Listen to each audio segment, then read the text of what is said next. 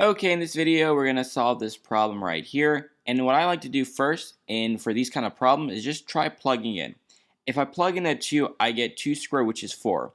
4 plus 2 is 6. 6 minus 6 is 0. That's a big red flag that you have to approach this problem differently. And so what I'm going to do for this problem is I'm going to try to factor the denominator. And if I'm lucky, maybe the numerator and denominator will cancel out. And so let's begin. So we can say that we have the limit as x approaches 2. For the numerator stays, it's just x plus 3. But the denominator we could factor. We could say we have x parentheses parentheses x.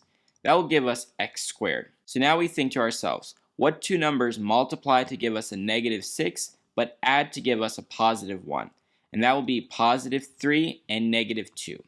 Because negative 2 plus 3 is positive 1, negative 2 times 3 is negative 6. And if you expand, x times x is x squared, x times 3 is 3x, x times negative 2 is negative 2x, 3x minus 2x is positive 1x, and negative 2 times 3 is negative 6. And then we can close our parentheses. At this point, we can cancel this term out, x plus 3, x plus 3.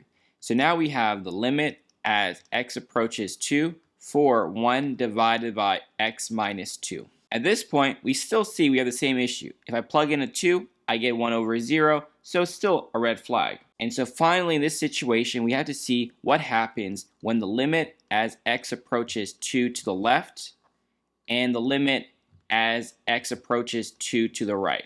If they're the same, then we can have a conclusion. If not, then we'll say the limit does not exist. So we're going to keep 1 over x minus 2. We're going to keep 1 over x minus 2. So 2 to the left means like 1.99 repeating 9s.